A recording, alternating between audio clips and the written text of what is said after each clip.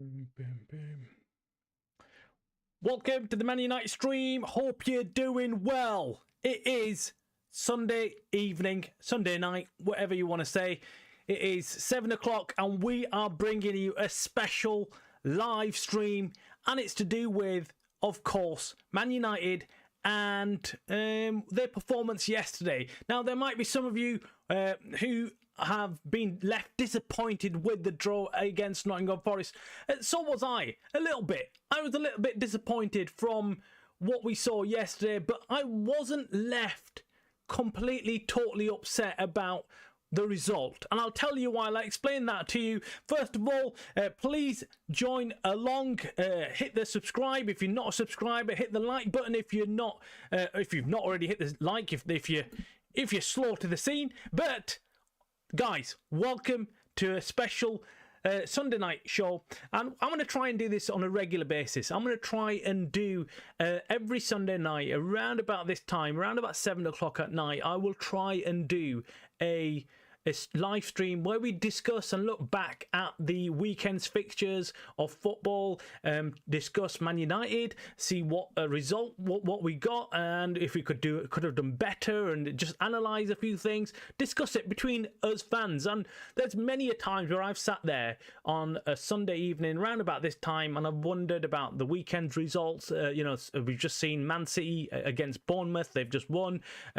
We know Arsenal won. We saw Liverpool win yesterday as well. So there's lots of times when you just sit there as a fan and start wondering, wonder what just everything about. Wonder what would have been like if United won. Where would we have been, and things like that. So I thought, why not discuss this with the fans? Why not let the fans have the opportunity to kind of join in and just discuss things, just discuss how the weekend went, what the result was like, whether we're happy with the draw against Nottingham Forest or whether we've been left slightly upset. It's been a mixed bag for me. There's a few fans who've been upset, left very upset actually, about the result, thinking that United should have gone and got the fourth win in a row. But then you also have other fans who are kind of pleased even with United's performance and getting the 2-2 draw.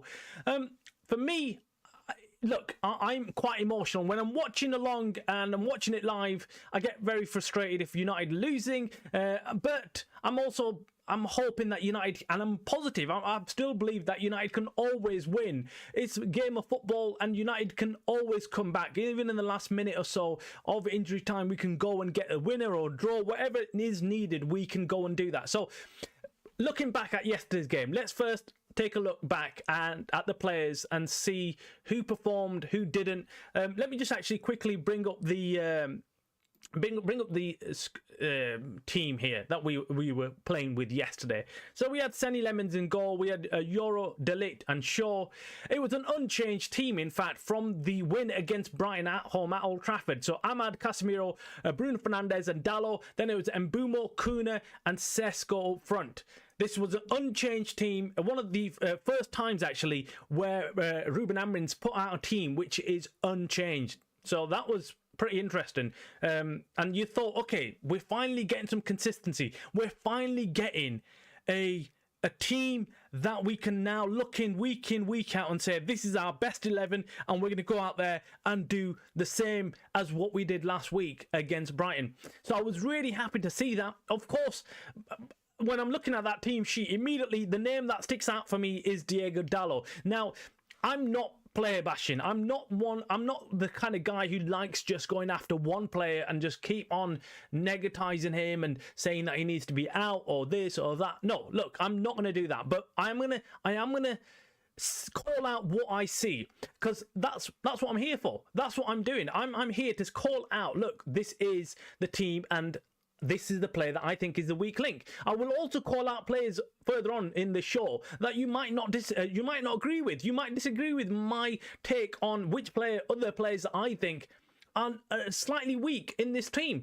And I'll explain to you my reasons for that, so you can then make your own decision on whether you agree or disagree. And football is a game of opinions.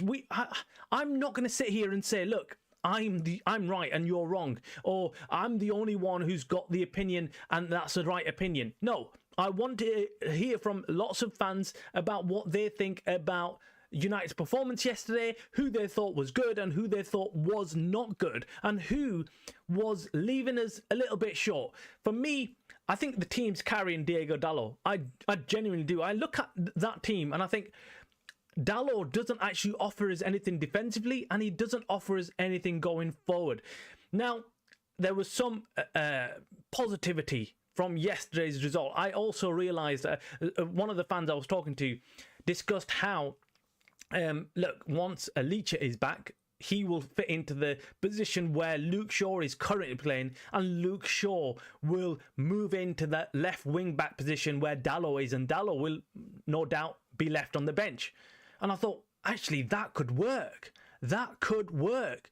Luke Shaw going forward, I'd say slightly better, but defensively, he's very good compared to Dalot. So I thought, right, okay, and then we've got Leacher in that centre-back position, in that left centre-back position, and he'll be brilliant. He'll be brilliant for us in that position. So I was like, okay, this could actually work. This could work. So right now, yes, Dalot is being played. I'm not one of those fans who says, right, get rid of him, get rid of him. I just want Amorim to shift things up, maybe change things around. So if Dalot isn't working, at least he knows that, look, Dalot is not working and I need to bring somebody else in. But maybe he's just waiting for Leacher to start in his first 11 and then he can move Dalot out. That could be the perfect solution for us. Now, coming back to the actual team that we had out, just on ratings, Senny Lemons, again, I thought it was a decent performance. I thought, look, he did what he had to do. He was just a decent goalkeeper, just what we need. We don't need no nonsense mistakes or anything. He didn't make any obvious mistakes. The goals that went in, I don't think he could have done anything about them, to be honest with you. I think the goal from Gibbs was fairly straightforward, and the same thing was with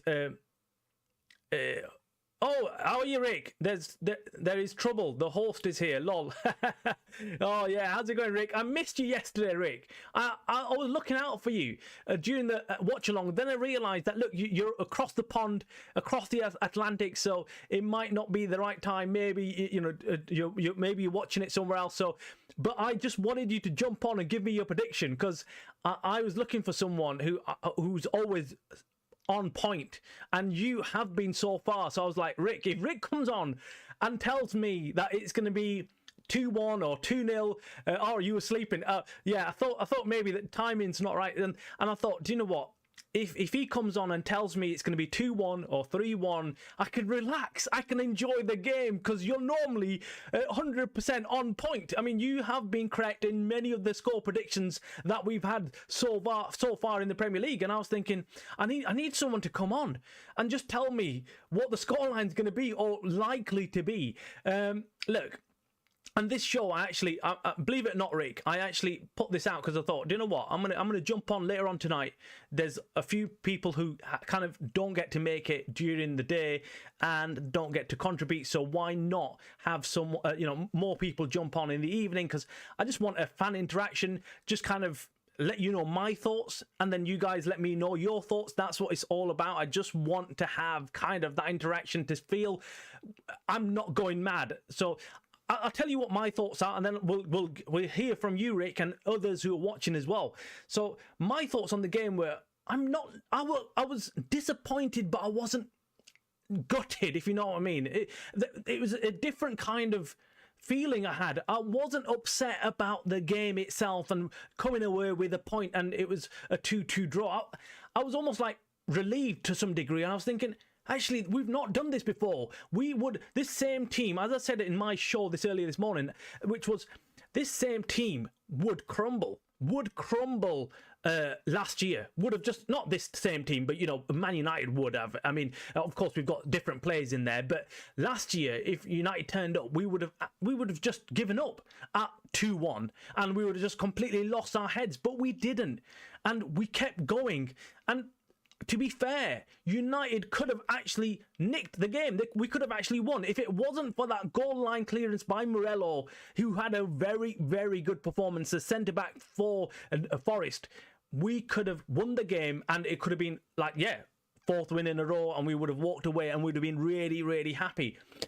So overall, look, Dalot, weak link, but I was happy with everybody else. I thought Bruno Fernandes went missing a little bit in the game, and then Benjamin Sesko, again, my criticism, I'm not really going after him saying, look, this is really bad, but for me, I think Sesko needs a little bit of help in there. I think he needs a bit more talking to. I think someone around, whether it's Mbeumo or Kuno, whether it's Bruno Fernandes, someone needs to speak to him constantly throughout the game, tell him what he needs to be doing, how he needs to be moving. Because look, it's difficult. He's a young striker coming from the Bundesliga, not fully grasping the speed and pace and the physicality of the Premier League, and it does take time. It does take time, but unfortunately United really have thrown him in the deep end because we haven't really got another striker to jump in. I was begging, I was pleading with United during the summer transfer window saying, yes,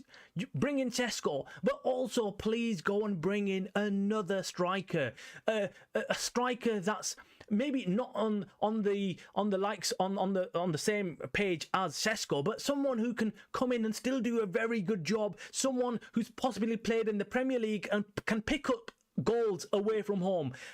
My ideal signing would have been Mateta, but look, that didn't happen. Mateta obviously is doing well right now, but I would have loved for United to go and sign him. So Sesko, another player that I think isn't performing to the best of his abilities. I think he can do a lot better. I just think that he needs a little bit of help. Maybe he needs some rest and someone else come in. But we really haven't got another striker to come in. There was Zirkzee, but Zirkzee does not play that position, and hence why he's not getting any game time. In fact, we'll come on to Zirkzee and Mainu later on in today's show. But that was the starting 11. I thought overall we had some good performances. Ahmad, of course, was standout performance for me with them goals as well. Casemiro, again, getting that header. Brilliant. Actually, Ahmad scored only one goal. That one goal was cleared off the line, but it was a very important goal. He did score. Lenny Euro came off. Mazraoui came on, and we were told by Rúben Amorim that was because there was a lot of space for Lenny Euro to be running into, and he wasn't really running into that space, hence why he brought on Mazraoui, who could exploit that space in front of him and run forward with the ball. So that's my take on it. Let's look at what Rick says. We played all right, didn't lose before we would have folded. Yeah, my point exactly. Ryan, welcome to the show. I like Anderson, but anyone playing alongside with Bruno will struggle. Yeah, Anderson coming on to Forest and the way they played, I think there was player ratings of 10s in there easily. The Gibbs White, brilliant performance. Anderson, sensational. I mean, if he was putting out a advertisement or selling himself to Man United, he did a fantastic job in yesterday's performance. He looked like $100 million worth, of a player. That's how good he was. He was just all over the pitch. Whether he was playing up front, whether he was in midfield, he was controlling that midfield, not allowing Bruno Fernandes, Casemiro, or Kuna to sit on the ball. He was that aggressive, and then he had Yates helping him out as well, who was a substitution early on in that game because Douglas Luiz got injured early on. He pulled his hamstring. So and he was all over the defence as well. So really, really good performance. Murillo, we mentioned that he cleared off the line in the last minute or so of the game. Brilliant centre-back performance by him as well. So there were some really good performances by Forest. So look, given what they were playing like, so Forest did surprise me. I wasn't expecting Forest to come out and attack us as they did. So given that, I think this is a very good result for us. Now, having sat back, thought about the result, thought about how we played, I thought United played a very, very good game. Some of you might not agree. Some of you might say, look, no way. United were poor. Our defence was poor. We looked a bit cagey. We did look a little bit cagey at the back. We did. But that's more down to how Forest were attacking us than United actually, because I don't think United expected that. I don't think United expected them to come at us in that way. So, Rick says, compared to what we used to, we showed heart. Do we have weak spots? Yes, but we are making progress. Yes, I agree. I think there's still, we're forgetting. I think we're trying to run before we can walk. Where we're coming from is complete disarray. And what we're doing now is we're trying to say, look, we need to be winning 4 in a row. We can't be drawing. But where we've come from, this is really good. We've gone away from home and we've gone down to 2-1 lead, 2 goals out of nowhere. But we've clawed our way back in and we've not let our head sink. And that's the difference. And I think there is difference. There is some progress being made. Yes, of course. I still feel that in our wing back positions we haven't got the right players there. And I'm saying, look, Ahmad and Dalot here, because Ahmad is terrific going forward, but defensively we all know that he's pretty weak. He can't really defend. He's not used to that position. So we of course, to play this formation, we need attacking wing backs, but those who can also run back and defend, and that's their key job, and they're the 2 most important players on the pitch when it comes to this system or formation or whatever you want to call it with Rúben Amorim. Rick says, how does a club our size only have 1 true striker? Exactly. I've been saying this, Rick. How? I was, even yesterday, I was watching the game and I was like, oh, we need another striker to come on. We need someone else. We need options. We need another striker to come on, because Sesko looks lost up there half the time. Do you get it? He just looks lost, and whenever he gets the ball, you just see that, look, he's young, he's inexperienced, and when he gets the ball, he rushes through whatever he's doing. He hasn't got the composure of an experienced striker. And that will come over time. And we can't expect that from Sesko either. So I don't like people criticising him either. I don't like fans coming out saying, oh, Sesko's completely rubbish and he's not. No, you've got to remember he's a young striker, not someone who's a seasoned striker in the Premier League. That will come over time. He will be a top player without a shadow of a doubt.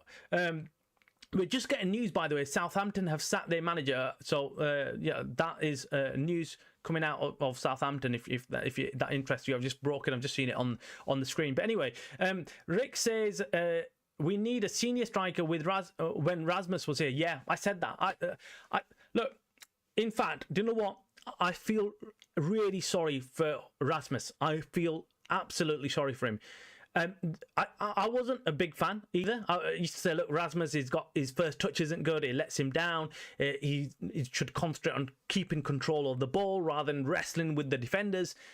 But let's be honest, he was a kid who we threw right into the deep end.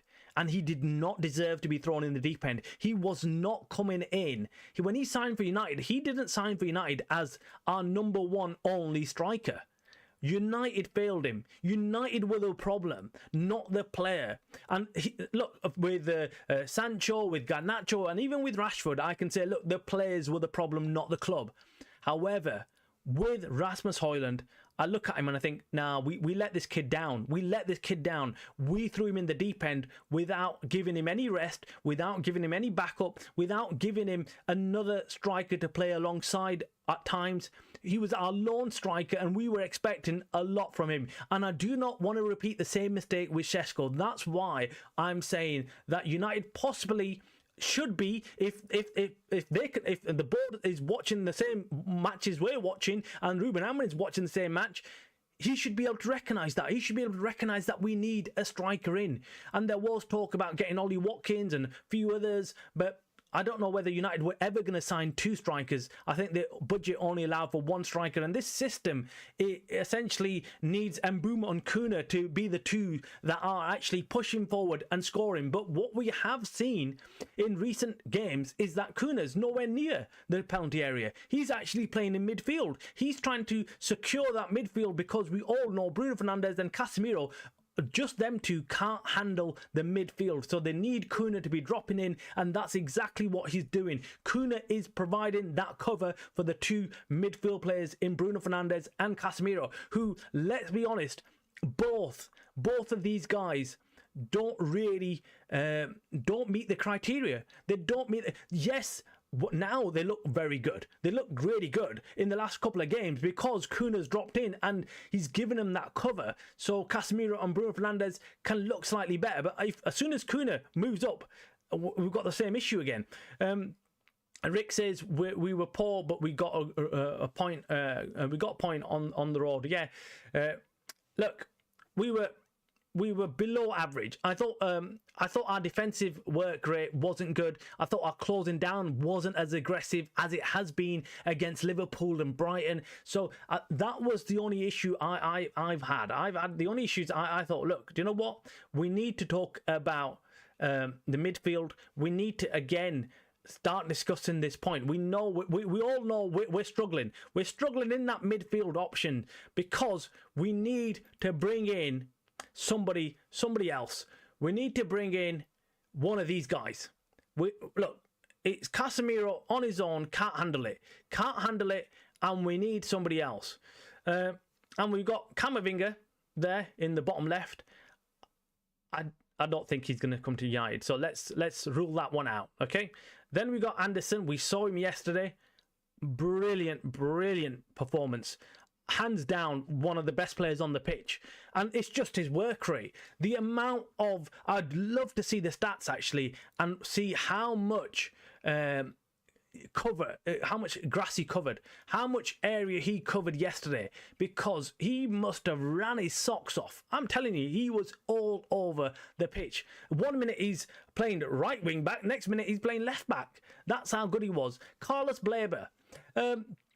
Now we've got Carlos Bleber. Look, Carlos Bleber has fell off, hasn't he? He's fell off. I'm not quite sure whether that's just simply because he wants to move to Man United and his heart's not in playing for what is it, Brighton. He's not happy with there and he wants to move. So you might be thinking, I want out, and he's downed his tools, and that's expected by some players. Some players do that. Some players do say, right, okay, I'm not happy here, and I'm not going to play my best football.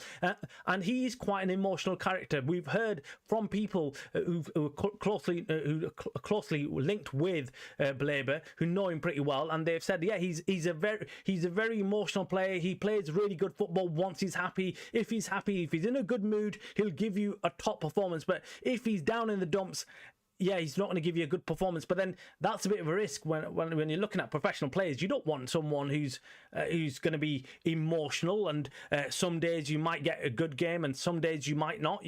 So look, the jury is out with Carlos Bleber. I'm not quite sure. I'm not convinced.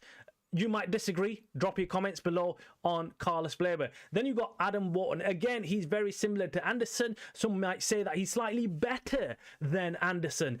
He's been putting in some terrific performances for Crystal Palace. He's been pivotal for them in that midfield.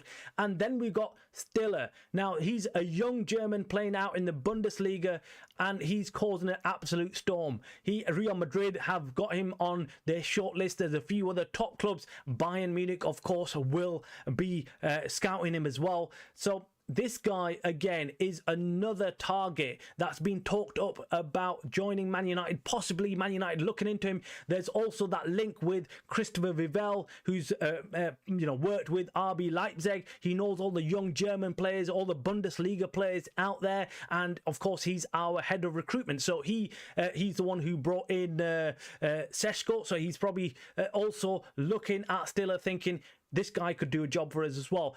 He's going to be a top player going forward. Look, any of these players, we all know they're top. Camavinga, actually, you think that he's a lot older than these guys, but he's not. He's just been on the scene long, and he's been playing for Real Madrid. But I can't see Real Madrid letting go of Camavinga. I really can't. And I can't see Camavinga wanting to leave Real Madrid as well. Most players that arrive at Real Madrid or Barcelona, they want to see their careers out there. And I don't want to even be chasing Camavinga. Although I did sign him on my career mode in EAFC 26, but that's a whole new can of worms. But let's leave that where it is. Let's get to reality. Reality is that we need a midfielder. We need a midfielder to play next to Casemiro, and we need someone to maybe relieve Bruno Fernandes of his duties. Maybe Bruno Fernandes can then move up on the pitch. For me, it's between Anderson and Wharton. for me, because I think they've played in the Premier League. They know what's expected. They're strong. They're physical midfielders. In fact, if we could, my dream pairing would be Wharton and Anderson. Can you imagine that? Can you imagine them two as our two central midfielders? That would be insane. I mean, it would be like putting a huge wall across the pitch. I don't think anyone would get past us. Never mind them trying to attack and getting past our defence. They wouldn't get past our midfield. That would be insane. And if you look back at the top teams, whether it's United's greats or whether it's other top teams like Arsenal or Chelsea, I'm talking a few years back now, they've always had giant midfielders that control that area and do not let anyone pass. So that's it. Pacho, welcome to the show. You say, tell you one thing, if we weren't getting decent results, Sesko would be getting pelters right now. Yeah, look, I agree, Pacho. I agree. I think if we hadn't won the last couple of games and we weren't on this win streak of a sort, and obviously we've not lost, so it's still a positive result, I think Sesko would be getting a lot more criticism. Would it be justified? I think it would be. It'd be reasonable. I think it would. It wouldn't be. Look, I'm not all like saying look he's the problem. He's not the problem himself. He just didn't expect to just be thrown in the deep end like this. I don't think no player does. I think every player that comes in has to have a time for transitioning into the play, and playing striker for a Premier League club and immediately turning it on like a switch is very difficult. He has to work out which team he's playing against, how good they are, how defensively they're going to set up. And it's a complete new kettle of fish. When you come from Bundesliga, where you get a lot of space, if the strikers have got a lot of time and there's a lot of counter-attacking football as well being played, you're not going to get that kind of space in the Premier League, and it's a lot more physical, and you're not going to just simply have the centre-backs coming and getting you. You're going to have the wing-backs, right-backs, left-backs. You're going to have the midfielders taking you out of the game. So no matter how big Sesko is, actually the one other criticism I have of Sesko is I think he needs to use a bit more of his power. He needs to use a bit more of his stature. He's a huge lad. He should be literally just shoving them out of the way, but he doesn't. He lets them get into his safe zone, shall we say, and he lets them come in and take him off the ball. And he shouldn't really be doing that. He should be holding his arms out, making sure that they can't get anywhere near this guy. Rick says it takes time to adjust to the Premier League. Yeah, it does. Look, to be fair, I'm not going to go on and start saying Sesko needs replacing. Look, I'd rather him be playing right now. I'd rather him be playing just so he gets adjusted to the game. And yeah, we're like Pacho said, we're in a nice time right now. We're actually winning. We're not losing. So the pressure is somewhat off Sesko. So I think this is the ideal time for him to be adjusting to the Premier League. The worst case scenario is if we start losing, and then everyone's going to start looking around for scapegoats, and lots of fans, including pundits, the media, just all over United anyway. I mean, even from this draw, they've just gone into a complete frenzy and meltdown about how, oh my God, Man United drew, and oh, we're back to the old days, and panic stations, and oh, what's going to happen, and Rúben Amorim. What's all that about? Do you know, I think it all starts from the media. I think the mainstream media, all these channels, all these pundits, they're all on United's back. And what that does is then it filters through, the panic filters through to the fans. And even though as fans we might be confident or we're happy with the draw, but then we start hearing all this rubbish about United struggling and they should have won and they should have, now they've let go of a really good opportunity and they fell behind in the Premier League. What's all that about? Absolute rubbish. We've had Liverpool literally lose 9 games on a trot, and we heard nothing. We didn't hear Arnie slot out. We didn't hear of any of these big players of theirs that need to be sold or need to be put on the bench. Nothing. We didn't hear their defence was literally rubbish, leaking goals. We didn't hear them saying they're going to drop Van Dijk or Konate or anything. They just ignore that. They just completely ignore that rubbish and say, oh, Liverpool, it's business as usual. It's they've lost 9 games and suddenly they won yesterday, and it's like they won the bloody Premier League.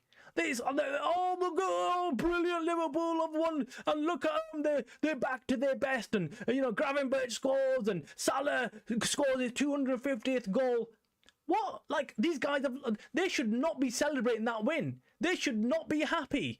At home against Aston Villa, they won 2-0, and they got lucky. They got lucky because Aston Villa had some very good chances in the first half.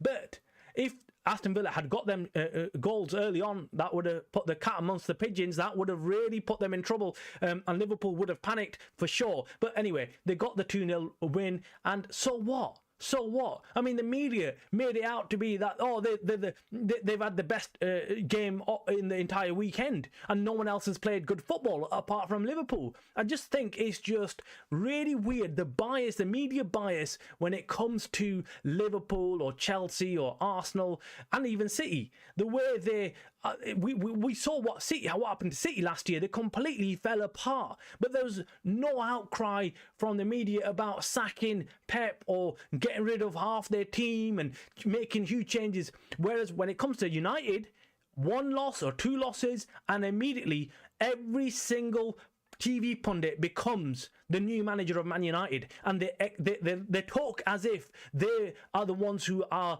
going to come in and change everything, and they can put everything right at United, and the current manager is not good enough, and the players aren't good enough, and this isn't right, and that, it's absolute rubbish. Rick says, do we need a striker coach? Didn't we have someone? Didn't we have wasn't it Benny McCarthy? Wasn't it? I'm sure last year was that under? I think that was under Ten Hag, wasn't it? That might have been under Ten Hag. I think we do. If we haven't got one, what is going on? I was told that Sesko was actually being had some coaching with Van Nistelrooy. I'm not sure if that's true or not. But that's what there were some rumours or reports I read that he actually had some training or had some sessions with Van Nistelrooy.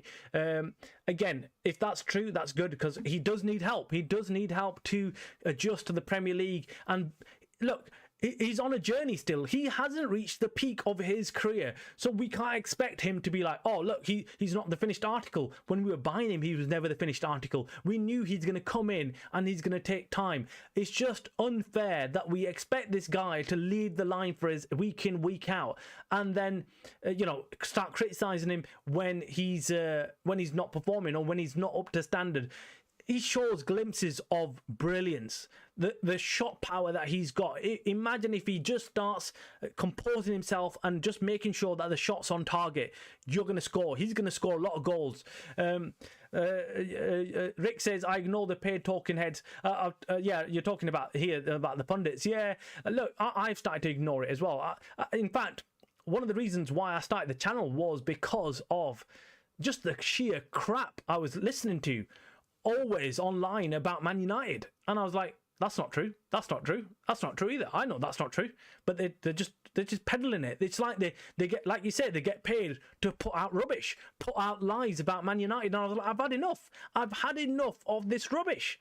Everybody and his cat is flipping talking about United like they're Man United fans, and the worst thing about it was that I just saw lots of non-Man United fans acting like they were United fans and talking about Man United like they've been supporting them all their lives and they're loyal fans. But these same people who are talking about Man United as they are fans, they're the ones who literally down their tools and start crying about something immediately, about United not being good or this player not being good and the manager. That's not a United fan. As a United fan, you back your players, you back your manager, and you go with them. You walk that tough road with them. You don't back off. You don't start stabbing people or players in the back. As long as they're Man United players, you criticise them, but it's constructive criticism. You don't turn around and say, right, I want this guy, capped at the knees. He can't play for United ever again. You can't say stuff like that. And as a United fan, that should not be your way of talking about the players at United or the manager.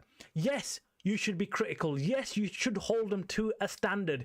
That's fine. So when I say Diego Dallo hasn't been playing well, he's not good enough to play in that left wing back position, I'm not saying, look, his career should be over. I'm just saying, look, Right now, he needs to be put on the subs bench and somebody else needs to come in and take that position. Someone else who I feel can do better. I, in fact, think Dogu is better than Dalot. That's my opinion. But that's my opinion. And I'm not the expert. And I always put out this this statement, and then I'll always back it off with, look, I might not be right. You might be right. Someone else might be right. Someone else who's watching might be right about Dalot, might say, look, this is what he actually does offer us, and you might not be watching it like the way I'm watching it, and Dalot is maybe giving us something that no other player like Dogu or Luke Shaw will give us. That's the only thing. Rick says, we spotted Onana, enough said, lol. yeah, exactly. Look, how many times did I gave Onana like lifelines after lifeline after lifeline? I mean, we as a Man United fan base are the most patient fan base ever. We back our players. We back our players until there's absolutely no hope. And in case of Onana, we have to accept we all knew he's simply not good enough, but we were all still backing him, still saying, "Oh, look." But actually, there was times where I'd had enough. I'd had enough with Onana. I was like, "Look, get this guy out. We need a replacement. We need a replacement." And thankfully, we got one, and we can see the difference he's made. He's made a massive difference to this United team. So Dalot, do we keep, sell, or do we loan him out? Look, for me, I would like for him to just we bring in replacement, and if we can sell Dalot or someone else, let him be, let him go, let him get some game time elsewhere. But that's my thought on it. Let me know in the comments below what you think about Dalot. You might agree, you might not.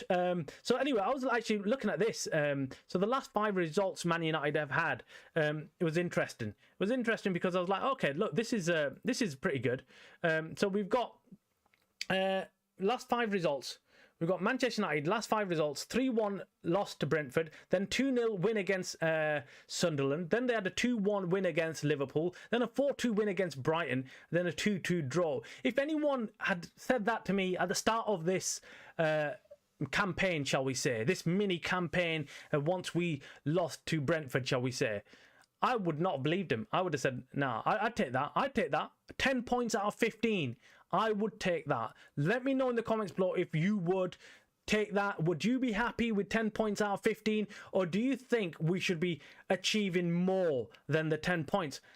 Look, I'm happy. I'm happy with 10 points. We've got to all be happy. We can't expect United to suddenly become world class and not lose and go on this invincible run of not losing or not dropping any points. We haven't lost, and that's for me, that's a positive. And for me, that's what I'm taking away from this game. We haven't lost, so we have got our confidence still intact, and we can go again next week.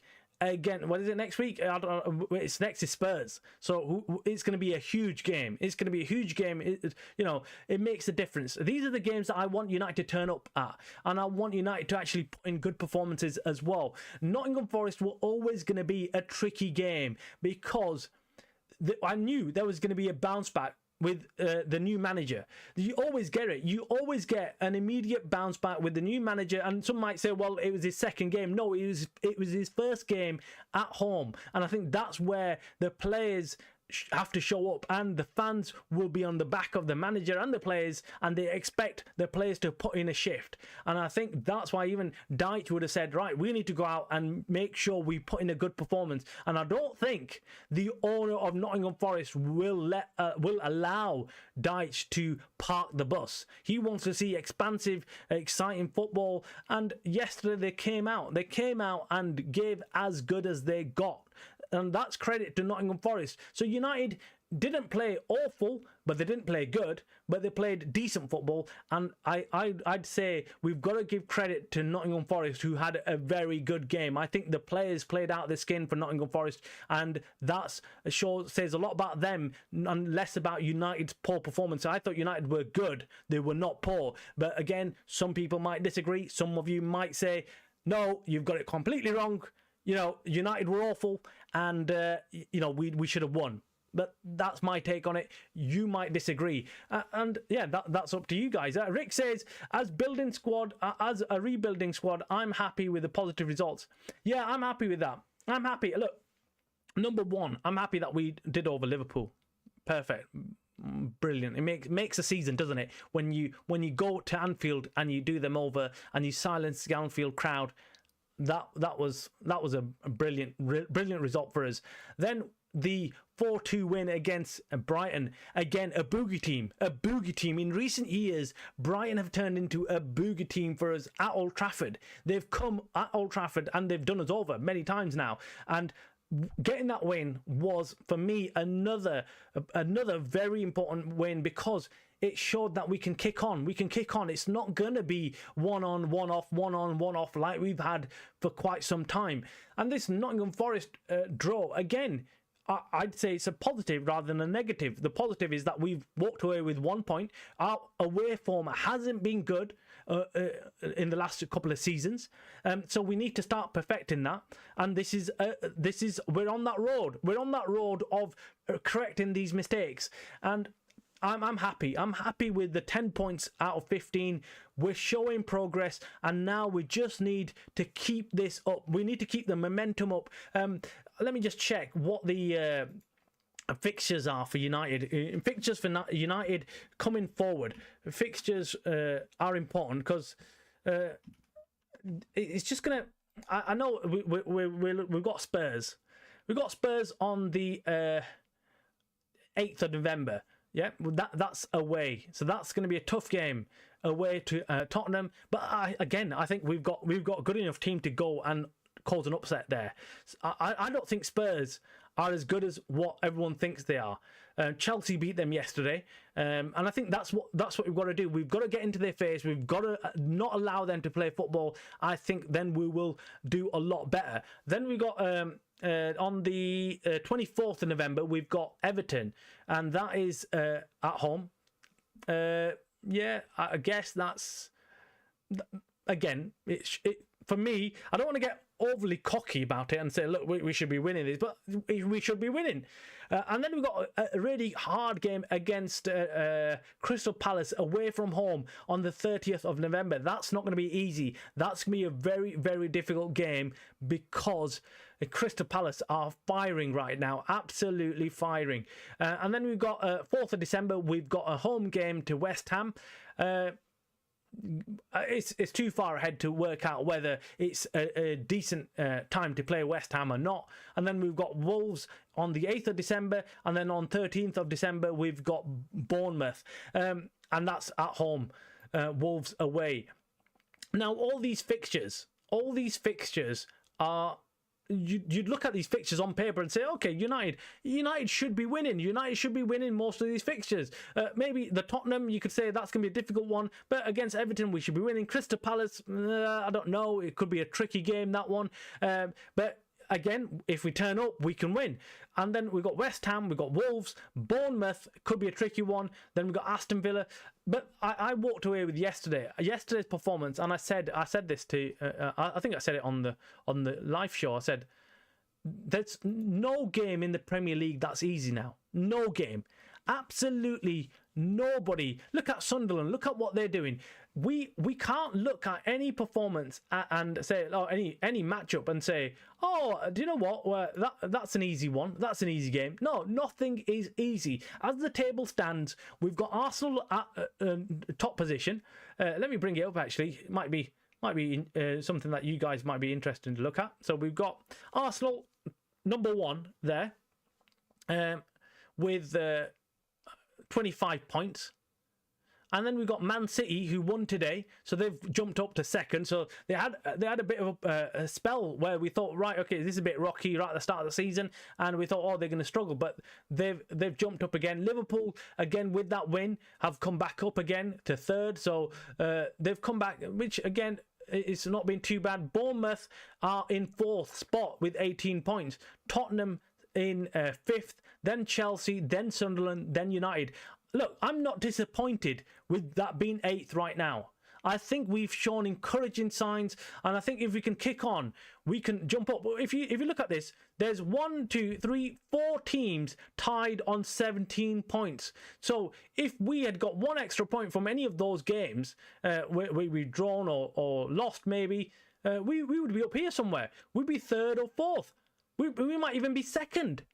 So it's really tight at the top. So do not let yourselves get down about United still being 8th. This table's deceptive. This table is deceptive. Apart from Arsenal, everybody else is within 1 or 2 points of each other. So Man City, Liverpool, 19, 17. So it's crazy. It's crazy this season. I want Arsenal to stop winning. Number one, we need Arsenal to stop winning because we don't want them to get run away with the league. It kind of makes it a little bit boring. We don't want Arsenal to be runaway leaders at the top of the Premier League and it becomes an easy Premier League win for them. I want it to be exciting. I want them to bottle it.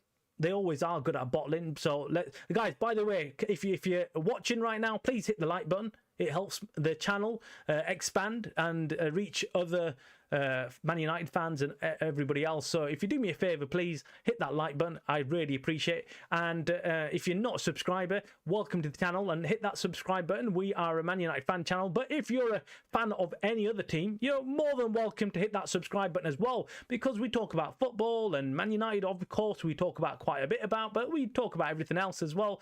And we enjoy hearing from non-Man United fans as well on what they think about United. So, everyone is entitled to their opinion. But anyway, look, the table is deceptive. The table's deceptive. You think that United sitting in 8th are way behind top spots, but we're not.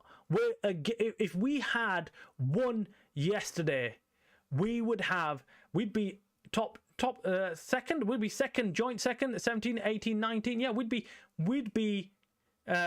we got 17 points. We'd be second. We'd be second joint with Man City.